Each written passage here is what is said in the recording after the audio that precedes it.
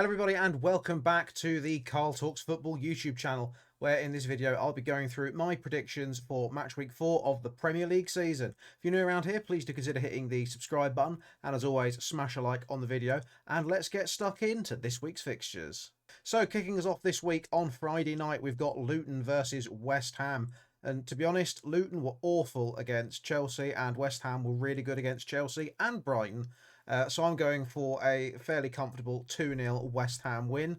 I don't think Luton are going to give too many teams too many problems in the Premier League this season, to be honest. In fact, I actually reckon they could finish with one of the worst Premier League records ever. Although there's definitely going to be some competition, judging by some of the performances we've seen from some of the teams so far this season. Next up, we've got Sheffield United versus Everton, and Everton are one of the teams I'm referring to when I say how bad they've been this season. I don't think they've even scored a goal in the league yet. And I'm honestly not expecting much in this game at all. I'm going for a comfortable 0-0. Don't know how that 0-0 can be comfortable, but anyway, I'm going for a 0-0. Don't expect there to be too much excitement in this game. Bit of a shame that the early kickoff, to be honest, has been wasted for televised coverage on this game. But there we are. Next up, City versus Fulham at the Etihad. And to be honest, City only ever get better as the season goes on. So if there is going to be an upset earlier in the season is when I think it's more likely to happen. Fulham obviously doing very well to get a draw away at Arsenal last week. But I don't see them keeping that up at City. I'm going for a 3-0 Man City win. Haaland to score as he inevitably does, and yeah, I don't think Fulham are going to give City too many troubles, too much trouble whatsoever. Then we've got Chelsea versus Nottingham Forest, and I think Chelsea will probably win this reasonably comfortably 2-0, despite not being too convincing against AFC Wimbledon in midweek. With a full strength team, I think we'll have too much for Forest, but more details on that in my preview video when, of course, Pochettino's done his press conference and I have a clue who's going to be out injured or who's going to play and all that sort of thing. But need to be careful against Forest. You know, they raced into an early lead against Man United last week, but United had too much for them in the end and ended up winning 3-2. So, yeah, I'm going for a 2-0 Chelsea win, but could be a potential for an upset there, but I don't think there will be, and I very much hope there won't be, because we can't afford to be dropping points to teams like Forest. Next up, Burnley versus Spurs. I'm going for a 1-0 Spurs win here. Burnley, you know, played some good football in the Championship, but I think the first thing you need to do when you get promoted to the Premier League as a newly promoted side is make yourself hard to beat, because you don't have the individual players to go toe-to-toe against most other Premier League teams playing good football. I think that was something that, you know, worked for Leeds United when they first came up with Bielsa. But as that gradually got found out and they sort of lost their ability to go toe-to-toe with teams, as, you know, say players worked them out and just the quality of their squad started to show, it cost them in the end. And I've got a feeling that Burnley are probably going to go the same way. They'll probably get a couple of, you know, maybe 3-0s against some of the teams around them. But I think against the bigger teams in the league, they're going to be punished. Although I'm expecting this to be quite an open attacking game of football. So could go either way, but I just don't think there's the quality of finisher in either team for this to be an absolute goal fest as of yet. But could be wrong. Next up, Brentford versus Bournemouth. I'm going for a Brentford 1-0 win. They seem to be doing surprisingly well without Ivan Toney. You know, they've, you know, picked up a couple of I think they picked up a single win and a draw. I can't remember now. But I'm expecting Brentford to put Bournemouth away, to be honest. Bournemouth, I think, again, are starting to, they're trying to play a bit too much football as well. I don't think it's going to serve them well in the long run.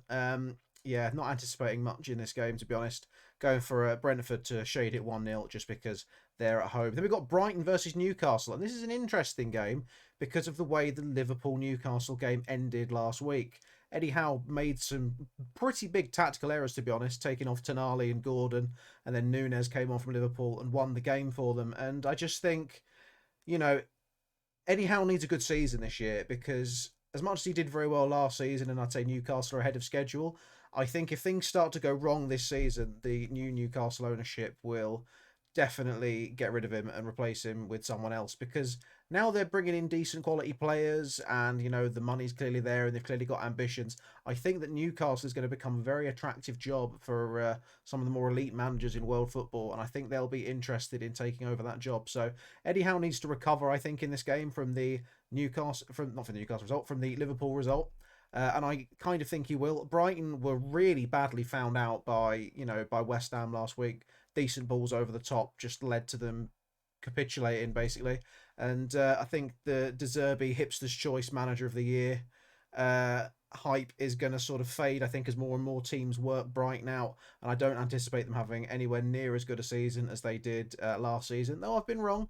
And obviously Chelsea have got on coming up in the Carabao Cup as well, so that's going to be a feisty game. And I don't think any Chelsea fan wishes Brighton any good fortune in the games to come. But I'm going for a Newcastle 2-0 win here. I think they'll have too much for Brighton, although fairly tight game, I think, could go either way, but I'd say I'm backing Newcastle to bounce back after that result last week, because to be honest, they really need to. Then we've got Palace versus Wolves, and I'm just going for a Palace 1-0 by sheer virtue of Palace being at home. To be honest, Wolves don't look like scoring a goal, even though they managed to sort of, claw their way through their game last week. They just don't have... there's no goals in that team. There's a fair amount of technical quality and good players. There's just no goal scorers, and I don't know where the goals are coming from unless they suddenly sign a striker in the last couple of days of the window. I mean, they tried to sign Guedes, however you say it, who just didn't work out for them last season. Has already gone back to Portugal, I think. But yeah, I don't know where Wolves' goals are coming from, to be honest, and I'm going for a 1-0 to Palace. Interesting game next. We've got Liverpool versus Villa, and I'm anticipating this being quite a high-scoring game, with Virgil van Dijk being suspended and just both teams' defences being a little bit sus, but their forward players being very good. Will Salah leave Liverpool this transfer window? I don't know. Will it happen next summer? I'd pretty much guarantee it, to be honest. But if he does leave, I think Liverpool need to just hurry up. They need to get over it. No player lasts forever. If Barcelona can get over Messi, Liverpool can get over... I can't even speak English. Liverpool can get over Mo Salah leaving. Chelsea arguably got over Eden Hazard leaving. So, yeah, I don't think it's the end of the world that some people are making it out to be if he does leave. But I'm backing Liverpool to shade this 3-2 just because it's at Anfield.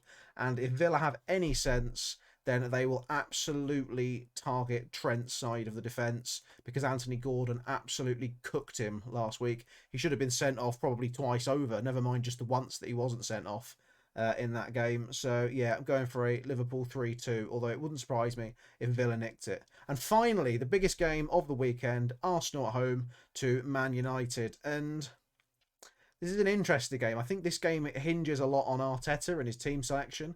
If he actually plays a right back instead of Thomas Partey and drops Kai Havertz, I think they'll win the game quite comfortably 2-0, to be honest. But if he doesn't, there could be another upset. All it takes is a Rashford breakaway goal or a Fernandes penalty to maybe undo Arsenal's good work, because I imagine Arsenal will dominate the game and United will look to hit them on the counter-attack. But I think Arsenal will win this game 2-0 at home. So those are my predictions for match week 4 of the Premier League. Let me know your thoughts in the comment section down below. As I say, if you're new around here, please do consider hitting the subscribe button and always smash a like on the video, and I'll see you in the next one. Have a great day.